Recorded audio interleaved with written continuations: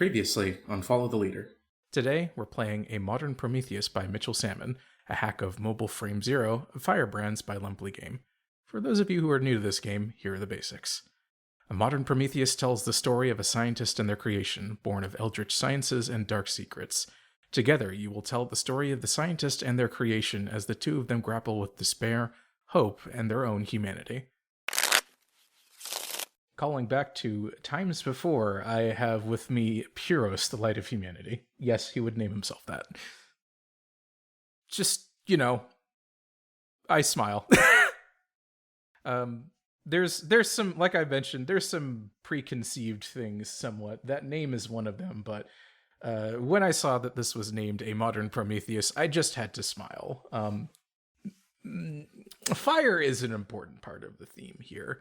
And therefore... Though this is not, I must stress, this is not Cory's Saga's character, a Precus, by another No, name. It's not a Precus. I can guarantee that. This is a different fireman who is a lot more into it. All right. You inspect me. What do you see? What do I see? I see in front of me a shell that I wished was hollow. Someone forged with the flame restoked from coals that were long dead and gone. Almost porcelain countenance that I've been trying to forget, but ultimately failed to, and let a dark night's thought and consideration seize me over. This is the face of someone I recognize that I've had many photos in the album of, and that I finally brought to fore. Why do you hate me? I instinctively know you, but I don't know who you are, and I don't know why I am here, and all I know is that it feels wrong, and that it is your fault. And their eyes tick over like the crow's feet at the corner of this person's eyes and the lines around their mouth. And they say, "You look like you have had many reasons to smile. I hope that is true." I think they're stunned a bit at the profundity of that, too. Like, obviously this whole time it's been, like, somewhat profound, but in the sense of casting about, almost. Yeah. I don't think they were expecting someone to be insightful about them. In the immediate term. Yeah. Okay. All right. I think with that, and to close this out before... because I would like to belabor the point a bit before I go over rolling scores. I think they sort of like pause a bit, like look you over, and then they will like, as opposed to just kind of like setting that glass on the windowsill and waiting for you to take it, they sort of pick it up and just sort of shove it out to you much more forcefully. Like, you need this. Take this. Mm-hmm. And you need a room. So come inside and let's figure out where you can stay. I love it. And they do as bid. But rather than the immediate kind of almost compelled motion of before, it feels like a deliberate choice on their part to... like, they adjust their grip on the glass. So they're actually holding it. No, they've just been like proffered to them. And they look, they don't drink it necessarily, but they hold it and they take the direction and head towards the doorway that was indicated. Like, get your ass inside. And okay.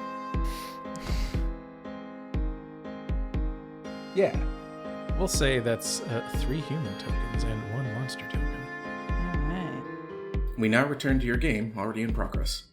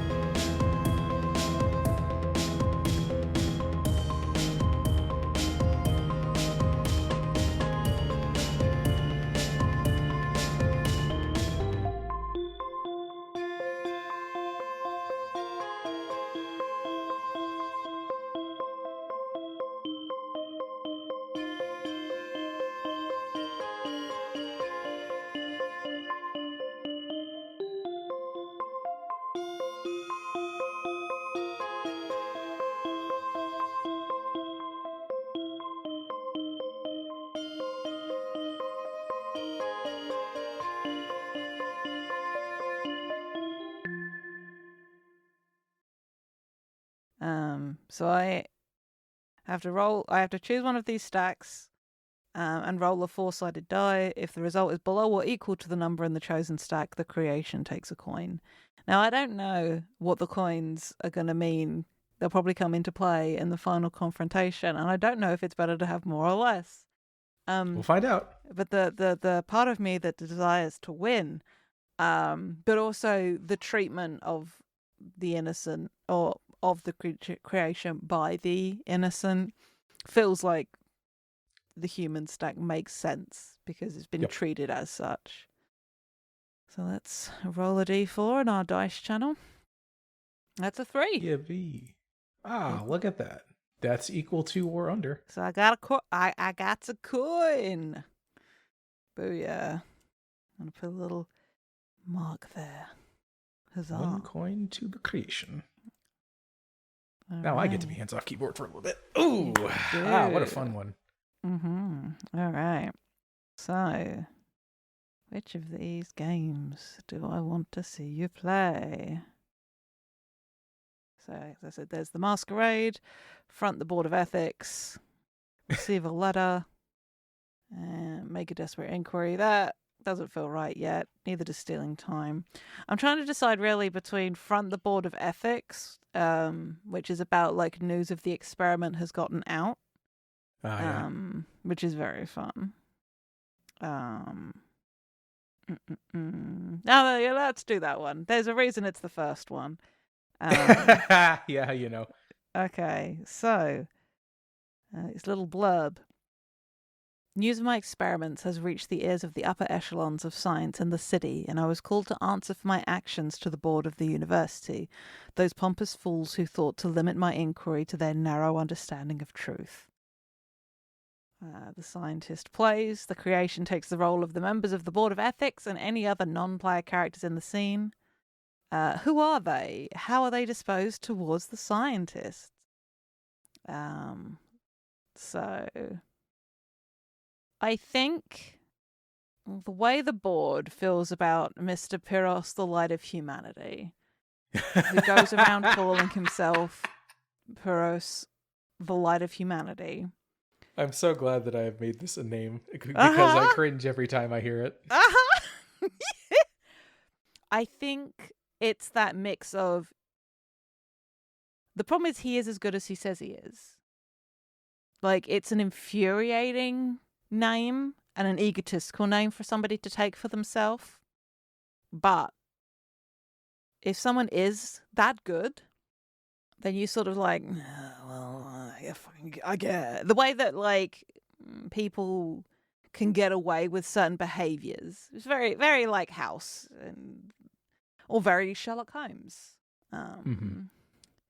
So I think there is an air of frustration, but also like, yep, well, it's not a surprise this has finally happened. But they are not predisposed to anger, or they aren't looking to like throw the book at you.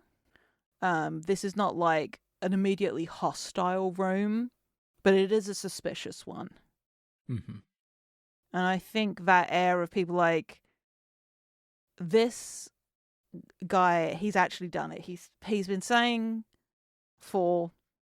Well, we don't talk about when he started doing this, but he changed his focus, and now there's rumors that he's managed to do it.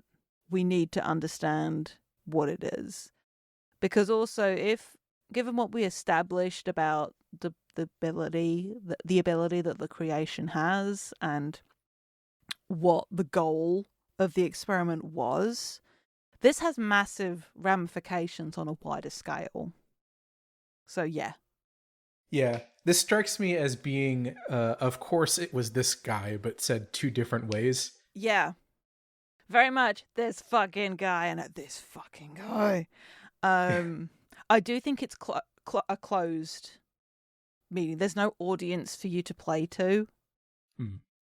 Because you're too good with an audience. I love the notion. Damn it. Yeah, I was gonna say. No, because like this is a deeply charismatic person who has gone as long as he has because he's so convincing, because he has this way with words.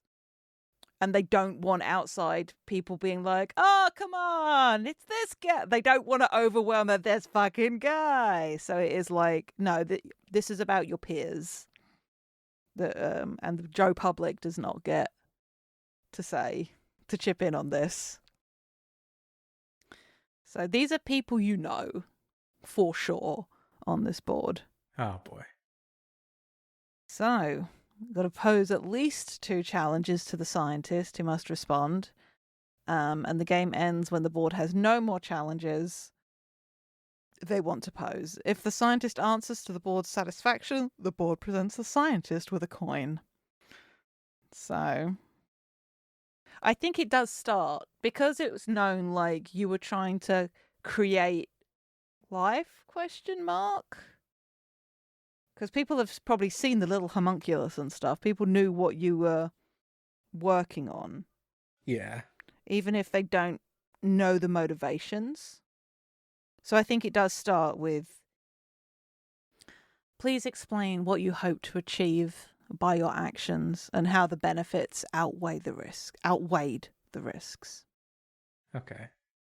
Yeah, I think the scientist here, in that sort of like showmanship kind of thing, and in the sort of perturbance that there's not that gallery to play to, like he had on somewhat finer clothes than he was wearing just for his work, like just a good sheer red, something that indicates growth, vitality, glow, yellow cufflinks, a watch chain that droops from his belt into his pocket, all the signs of status, but at the same time it's all somewhat tarnished and all somewhat worn at the same time. This is someone who is definitely possessed of the ability, but is also absolutely borrowing from places they should not be at the same time. Okay. I think with that too, he has a cane with a sort of tarnished silver handle, and it's something that he would use in prior cases for gesticulation or just indicating a bit of flair, but now with no one to play to but his peers, he plants it in front of him almost as if to him he's attempting to show like comfort in his stance. The more perceptive may view it as him instead seeking support as he leans forward on it with his 2 legs off weight and off center. Mm-hmm. We find ourselves in a moment where beyond the grave lies death eternal, and anything beyond that is only the sovereign of the reapers that claim souls from beyond and take them to parts unknown. I believe that we have a way to extend the time that we have on this world. That we don't have to simply stand by and allow life's natural processes to take from us what is rightfully ours.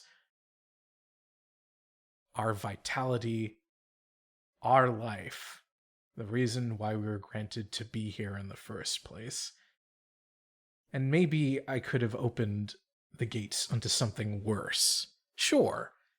Anyone playing with forces that beyond their imagination always invites that sort of thing.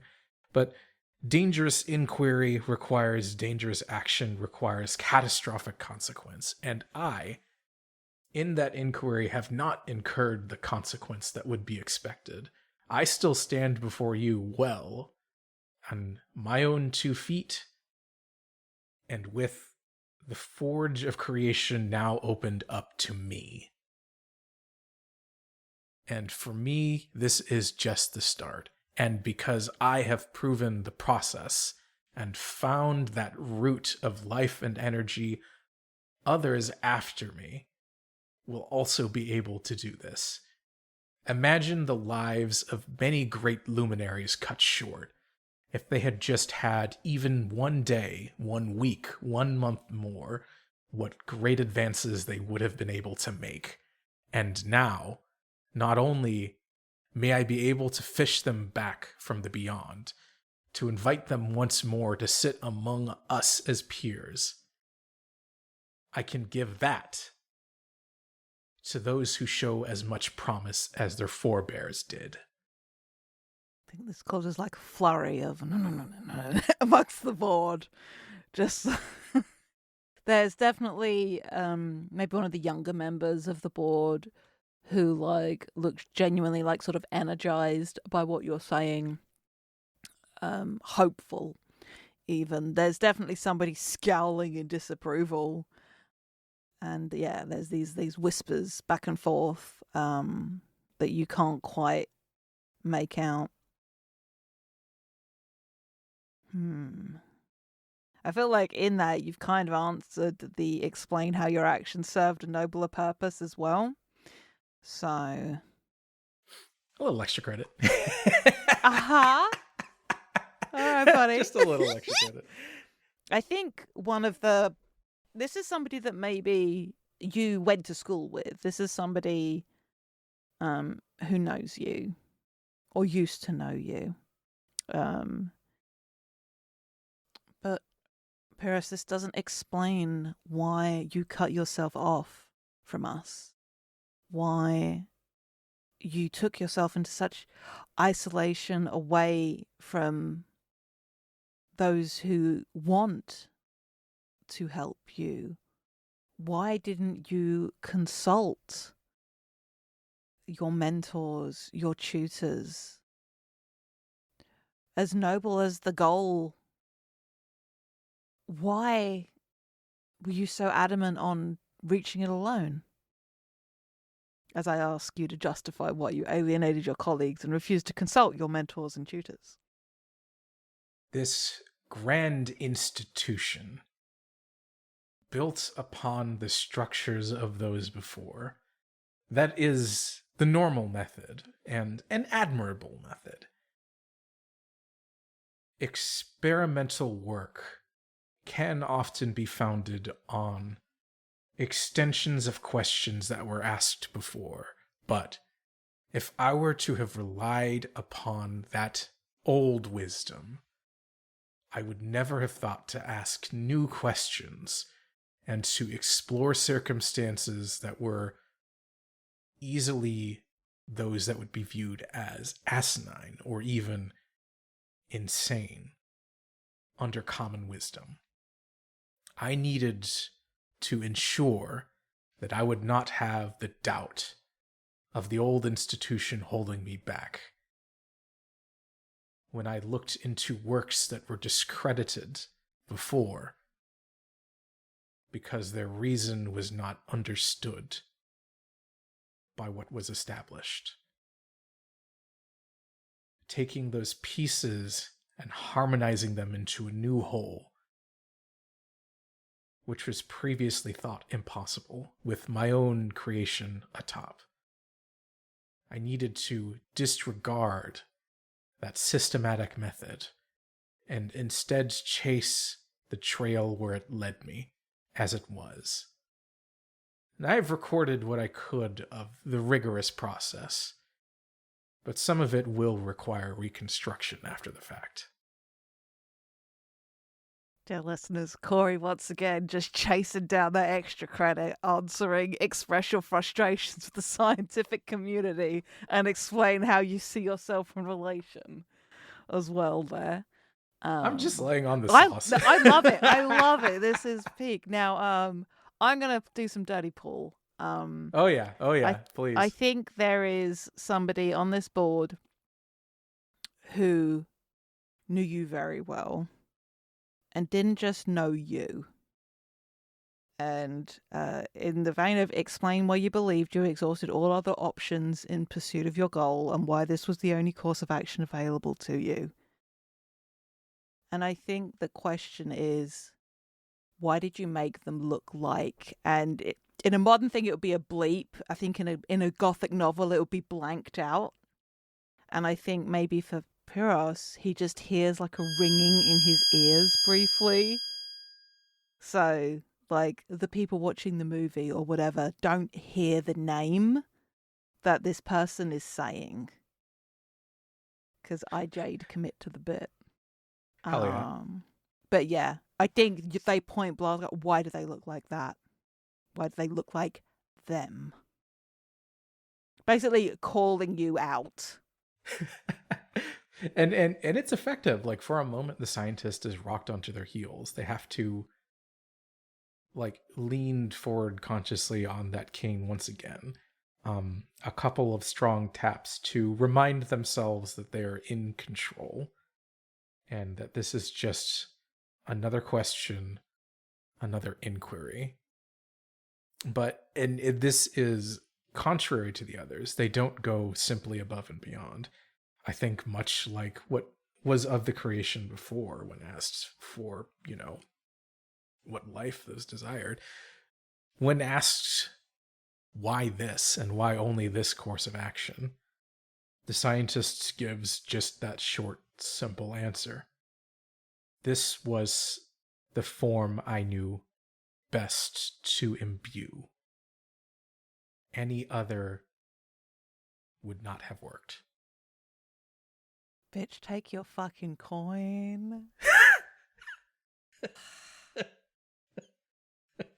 Yeah, I'll take that along with the overwhelming sense of guilt.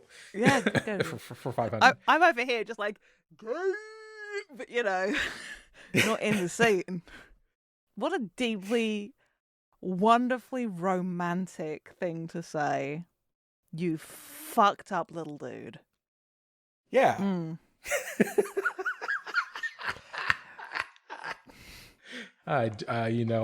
You've spoken about the part that feels like you need to win. I'm over here and I'm just like, I don't know that I won. I've got the prize. Cory's like, I am surrounded by knives. I think this is what I wanted.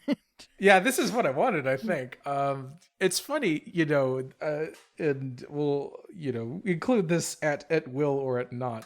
The name Pyros, I did very much actively choose in its previous incarnation, and it is coming back around to bite me in the same way, because I was very much thinking of Pyros, the historical, the person for which the concept of a Pyrrhic victory was named.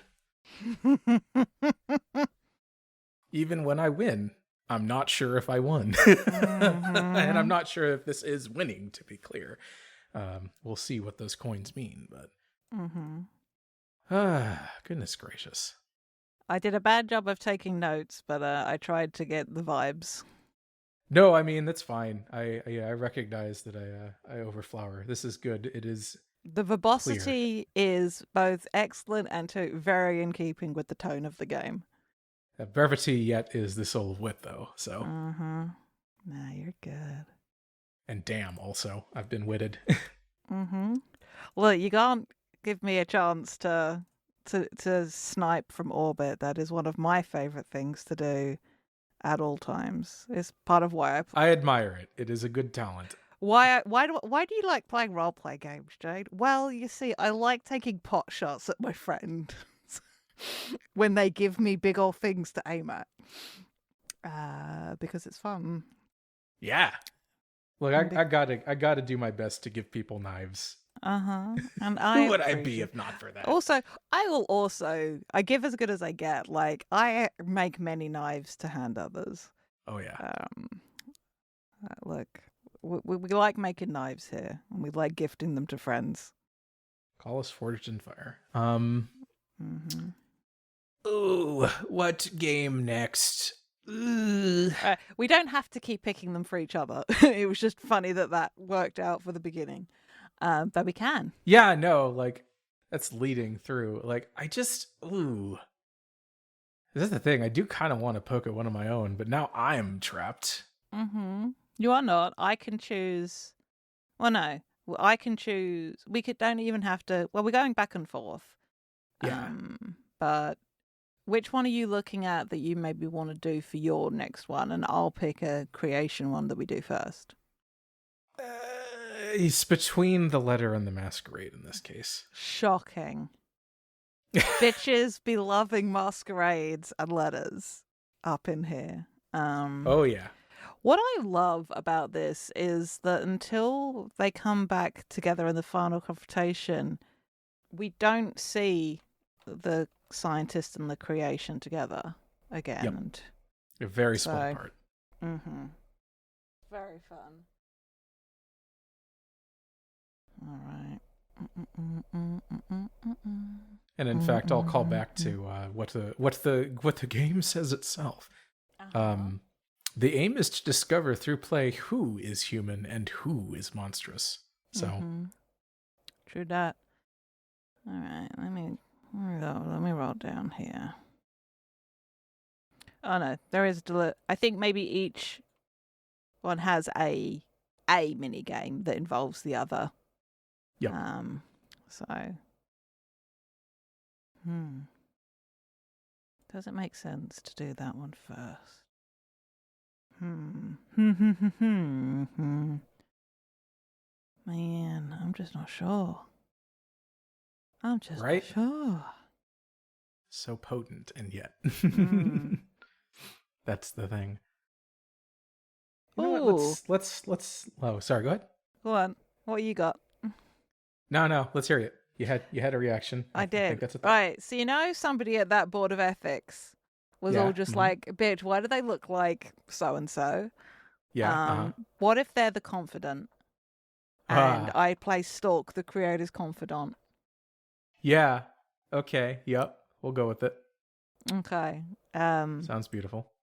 My creator's vain selfishness gives them little concern for others, but at least one holds a special place in my blasted parents' heart. That through them, I reasoned I could strike at my creator. And I think this is maybe a little bit of time, and because the scientist has gone so hands-off, like, nah. Because it's not like in Frankenstein where he just, like, fully abandoned and just like, you are nothing. I have committed sins against God. Pyrrhus is like, you got to figure out your own shit. Okay, bye. Yeah. I can't actually face up to the thing that I just did because I think I fucked up, but I could never admit that to anybody or anything or anyone. You have life now. You figure out what that means. Okay, bye. Yeah. We'd love to abandon our creations. Which is very funny. I don't know if any of our friends who played the game where these characters originally showed up in, but this feels very on brand, frankly. To be like, I'm glad. Oh no, the consequences of my actions. Oh no. Oh no. Fuck that. So, creation plays. The scientist takes the role of their confidant. Who are they? Where are they when they encounter the creation? Okay, yeah. I think we've answered the one. So we've vaguely established who. We could give them a name, or we can just refer to them as the confidant, because it's kind of fun. I do kind of like being vague about that, yeah. Okay. Formless, shapeless to some extent, but at the same time. Do we want them to be at the university in a study? And is it just that the creation has, like, doesn't know why, but they are here? Yes. I think it is a situation where that interview has occurred.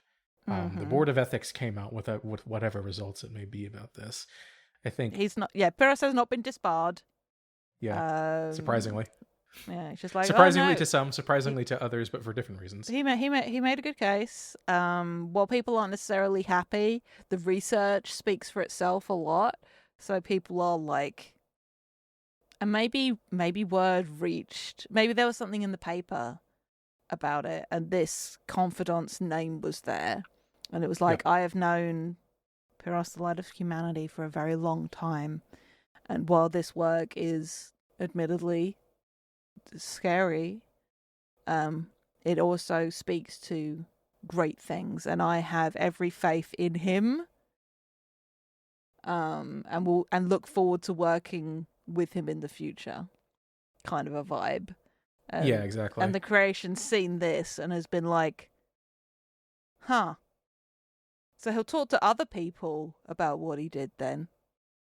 Huh. Okay. Yeah, I think at the same time, like, this confidant it's someone who is there's a public face to it, of course, right? You don't when you go in the papers, you're also staking your own reputation for answers that or for questions you provide or you're asked and that you provide answers to. There's a brave face in the article and a hand of cooperation that's offered, but in this moment in their study, it is a systematic attempt to verify what the fuck it was that the scientist was talking about. There are books laid open which show signs of damage, of water damage, of vandalism, of highlighter marks, and of general disrespect that is not shown to the more accepted and hallowed texts. And those are now being gone over under a magnifying glass, essentially. Yeah. The desk beside is not strewn, but there are papers neatly laid out in series with summaries from each of these books, and the confidant is working on one of these, sort of attempting to wipe away enough of a censoring mark that someone has made in the book that they're currently on to divine what it was that someone was saying that seems to be so offensive or incorrect, or they don't know what, but it needed to be removed for some reason, and now they are attempting to divine what it was that was removed. And it is a subject of utter focus now, because they are now struggling with the task of following what this person that they will ostensibly and likely be working with as a fairly close compatriot is done. What was it that they did? How did they arrive there in the first place with all of these materials that could not have been accepted? Yeah, it's like looking at someone's work, like how they got to like, no, I know these books. How did he get from A to C? How did he get from A to Z? Because I can't figure it out. It's very cool. So the confidant will take a stack of tokens to represent their fear of the creation. Fear begins at 0. The creation will make 4 challenges, which the confidant answers. After each challenge is answered, the confidant increases fear by 1 and then rolls a 4-sided dice. If they roll below fear, they flee from the creation's presence. If the fear reaches 3, the creation takes a coin. If the creation makes all 4 challenges without the confidant fleeing, the creation makes 1 final challenge. The game ends after the final challenge or if the confidant flees. What time of day is it? Or night is it? I will draw from one of my favorite songs. I think it's the weird part of the night, between 3 to 6 a.m. Like, the lights have long since gone out. It is the darkest period. What lights this study is of the old still. Not much has been fed through of that new infrastructure of the attempted revitalization of the town around. So still very much a hearth that roars as they work through their papers and books. And at their desk, it is a candle with 3 wicks, which burns the wax down of a very thick base, but that has been going for hours, enough to remove a couple of inches from where it had previously started, against the tall bronze candle holder that serves also as a measure of that time. Yeah. I think the confidant is so engrossed in what they're doing that they don't notice. I think the creation comes in through the window. Regardless of what floor of the building this is. And I think the first sign, I think what clues the confidant in is this, like, a jar of flowers that, like, I don't know, housekeeping or whatever, sets in the rooms, helps keep the air fresh, the colour is good for the brain, whatever. And obviously, they've dried out some, water's run out, whatever. The flower blooms and you get the scent of it. And as you look towards the flower, you see the hooded figure sat on the next desk over, or the table. Okay. Oh, that's fun. And I think as you look my way, I'll be like, you seem to know Pyros well. Explain to me why he did this. I ask you about the scientist. What do you tell me? Take fear. Oh, boy. And roll your d4. Yeah. Okay. First, I must answer, of course. So, I think it is a moment where they reach towards a drawer. And in that drawer, there is like a pepper box. One of the those firearm kind, or the yes, like the okay. firearm kind. It's loaded. It's one of those situations where, you know, they work with Pyros. End statement. It's useful to have something like that when you're working with someone like this. There are those who do not look kindly upon that kind of collaboration, regardless of the reputation. And they don't open the drawer. They just set a hand upon the handle of it. And as they look back, just swallow a bit. This is someone who is driven beyond means that I cannot understand, even when they were tied down by things of this world. I had a sense that if they did not keep moving, they would be burned up by their own internal engine. And I think that they keep moving because they don't know how to stop. And why they would do this is because Pyros feels that he is owed something which the world cannot pay him. Roll your d4, bud. Yep. Don't get a 1. I want this scene to keep going. Yeah, well, we'll see. Don't get a 1. That's a 2. Fuck Barely. yeah! All right. The creation nods as you speak, and then pushes back the hood. Oh boy.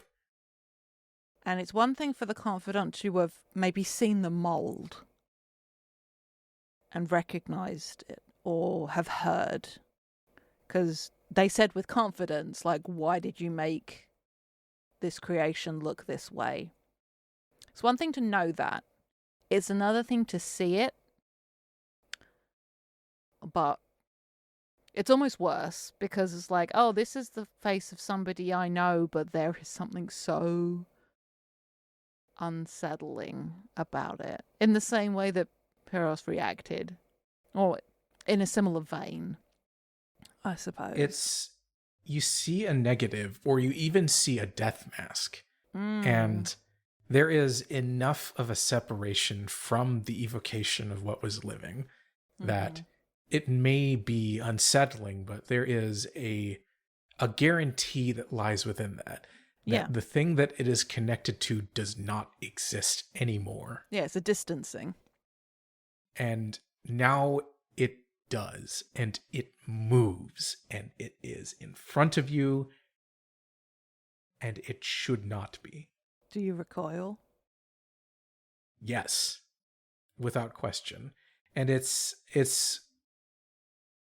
one of those things. It's a base instinct at first to be surprised, and then when they realize what they're looking at, I'll do it. I mean, it's you know, a touch cliched. I think it's a monocle that pops. It's their eye opens, and their face slackens to such an extent that it falls and smashes against the desk behind them with a ferocity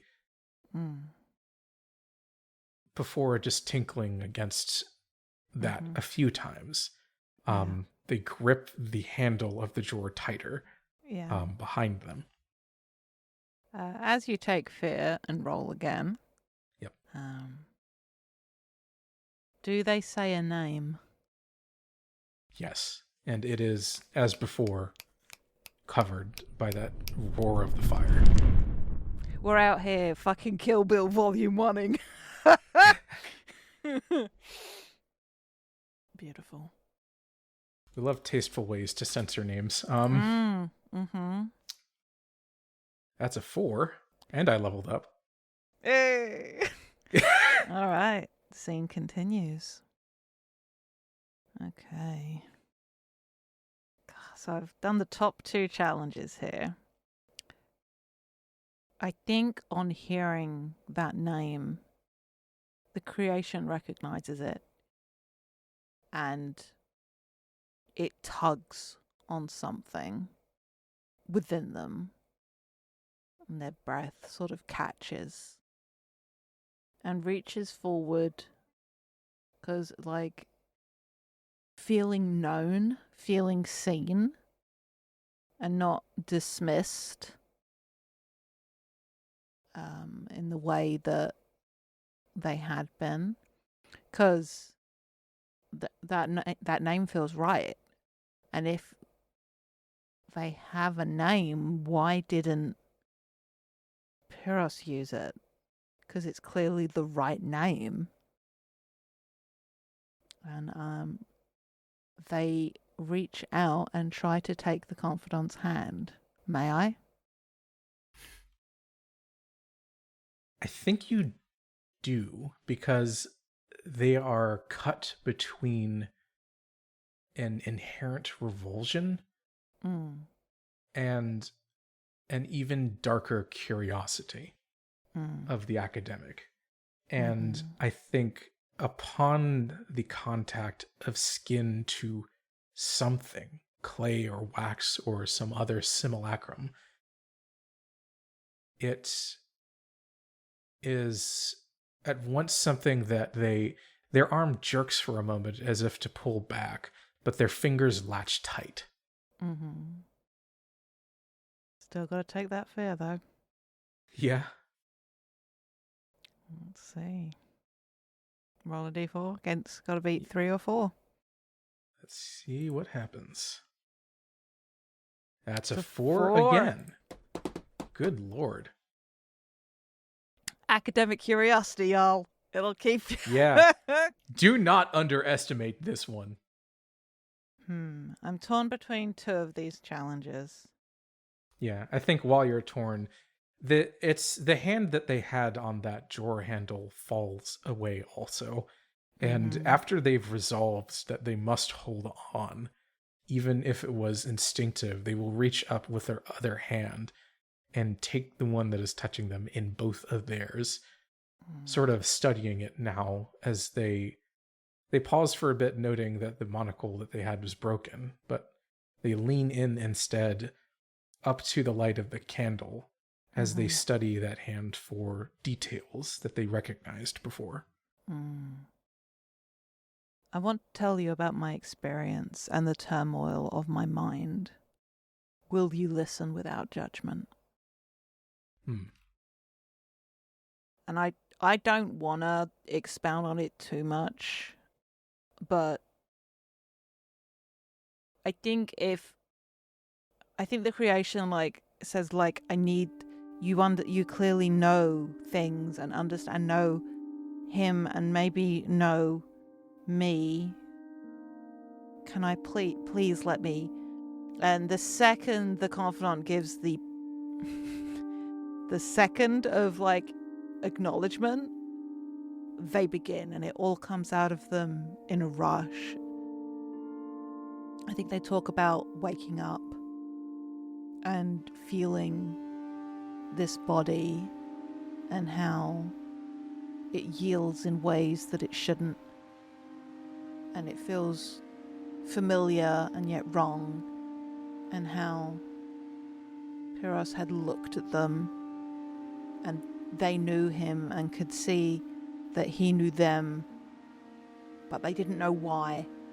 And he seemed unwilling to acknowledge that they knew each other and how they've been trying to understand and they've been trying to seek a name, but they already had a name, and how it felt to be in a world changing and the innocent and getting to milk a goat for the first time, and it didn't feel any kind of familiar in the way other things had,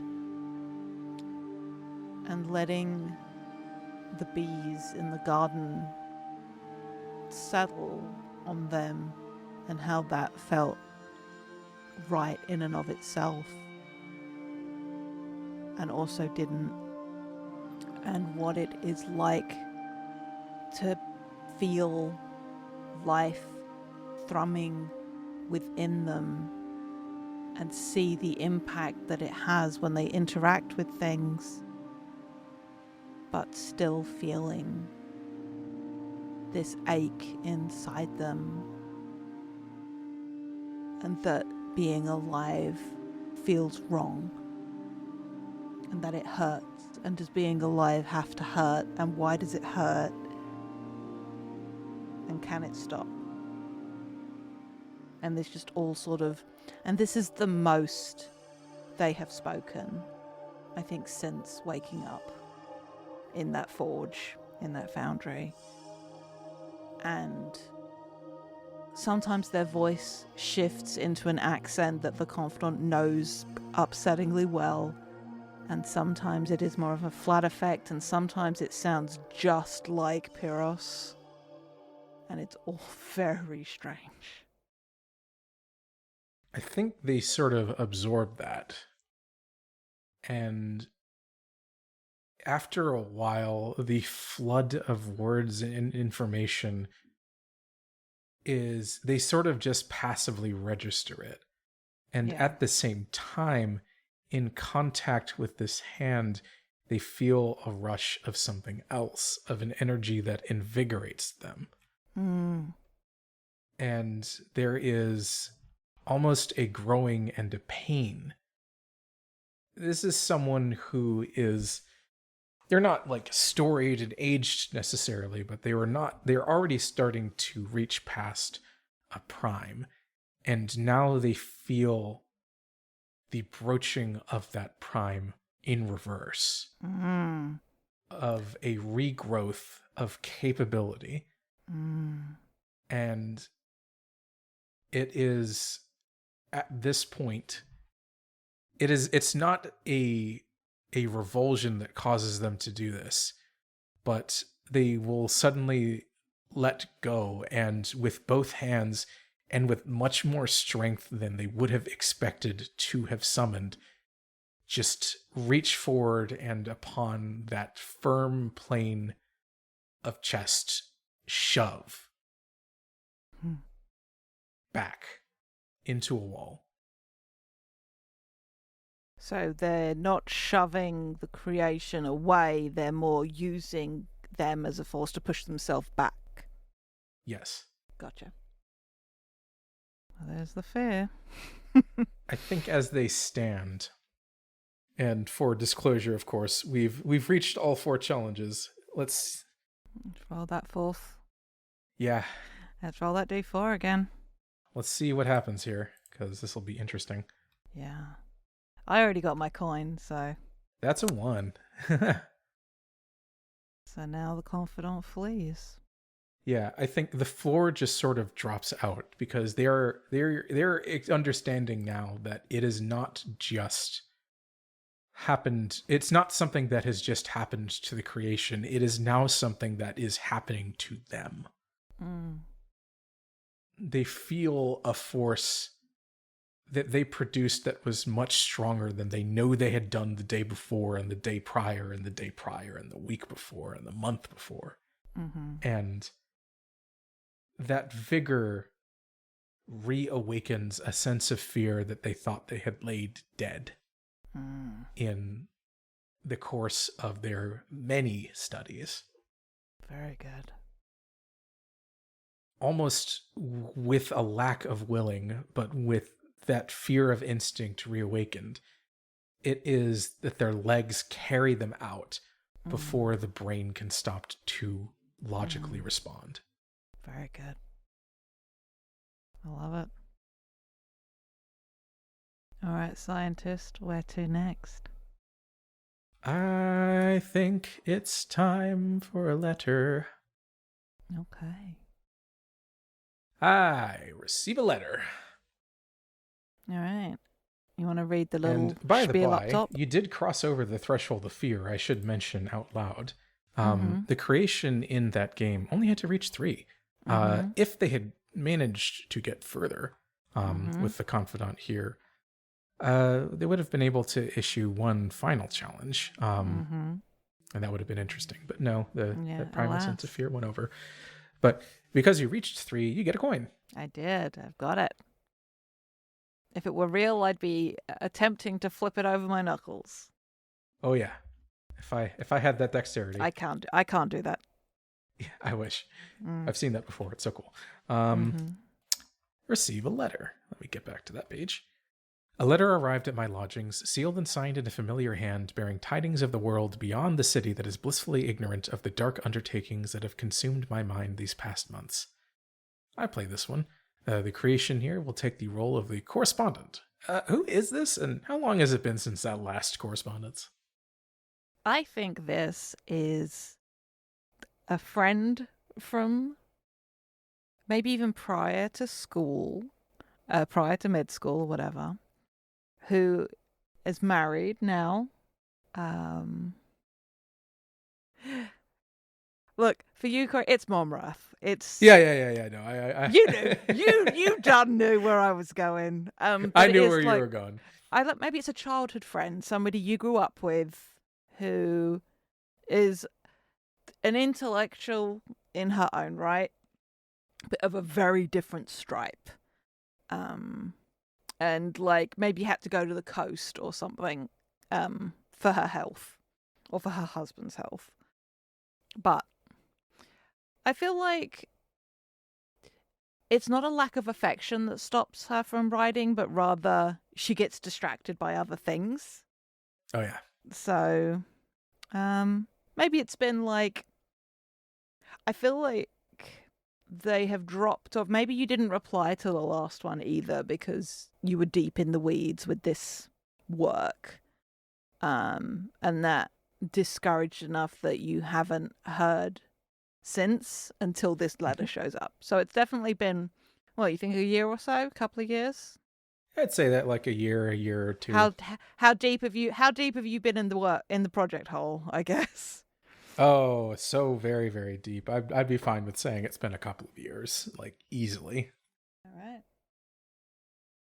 Okay, so I get to have a 6-sided die on the table, in quotes. 3s face up, representing the scientist's hope. I get to adjust the current hope value based on the story so far. The correspondent reads the letter to the scientist in order as written, and the scientist will respond, that being me, of course. When asked to throw, I will flip a coin. The game ends at the end of the letter as read. If my hope is 5 or more, I take a coin. If my hope ever reaches 0, I stop reading immediately, and the game ends. So where is your hope at? Starting, let's say... Oh, I suppose here's a question. I've made some brave statements recently. I got knocked back on that same one, but I think I'll take overconfidence for 500. Will put me at a 4. Alrighty. It helps that I haven't seen you. It does, and maybe you haven't heard from the Confidant yet. So yeah, it's great. So the letter.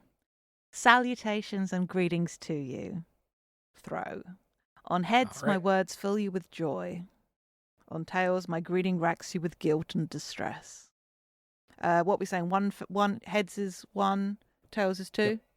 Heads is 1, tails is 2. All right. Gotcha.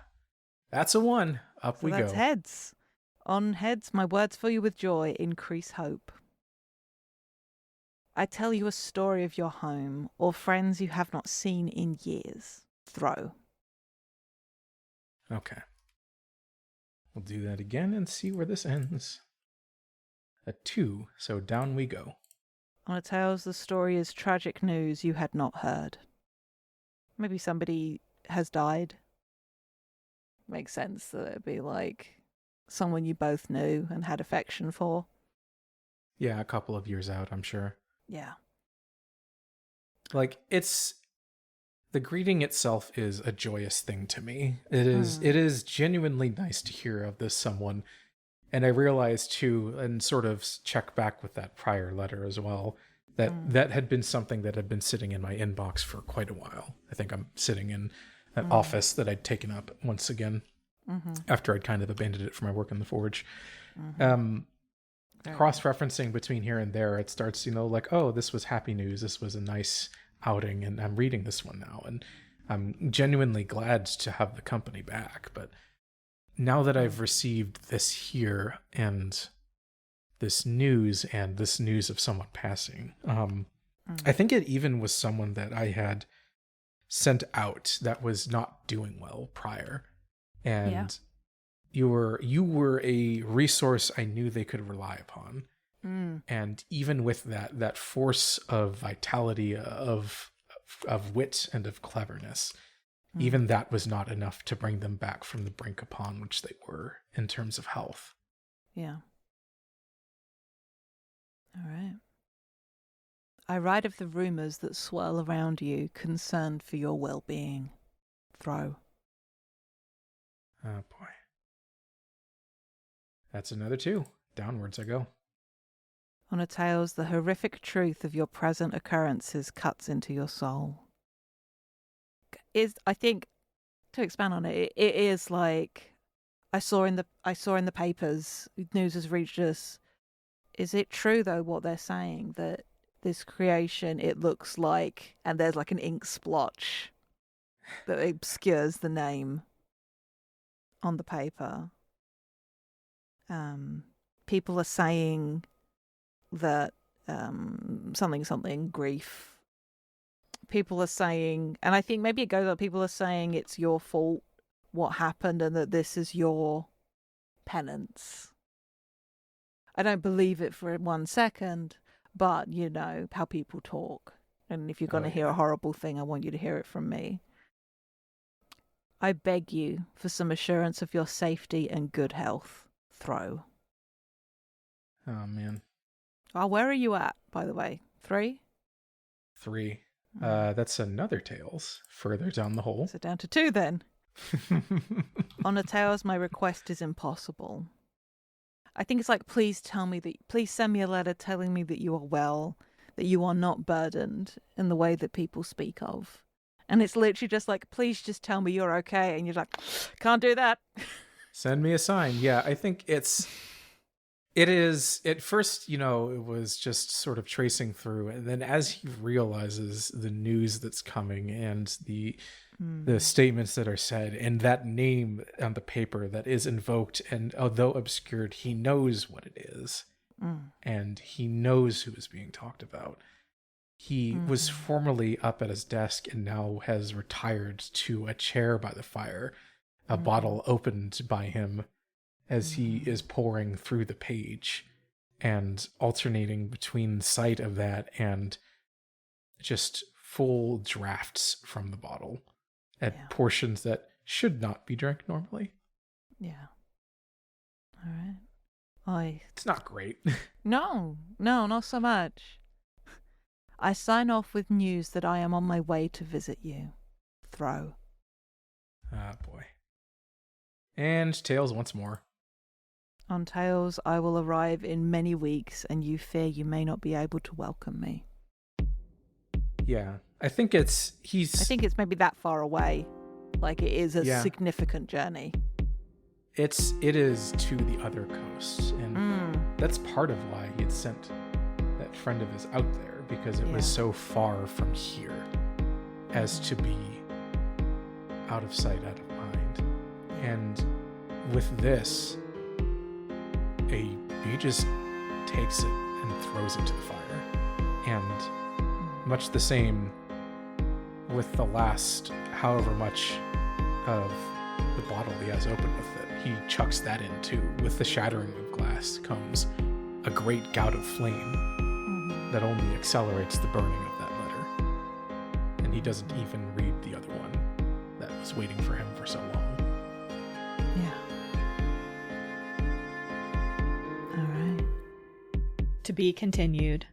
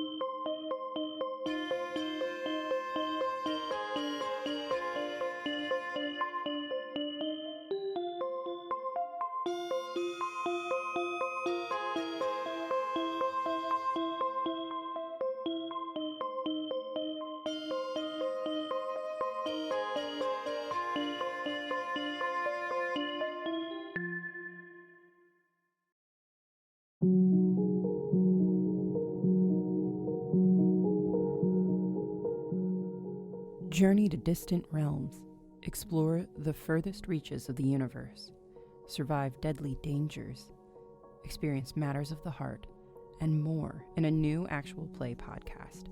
Join me, Audrey, that's right, just me, as I play tabletop games designed for one player. From journaling games to tarot games to even games that take me outside, I'm bringing you along for the ride. Join me for every episode of Alone at the Table,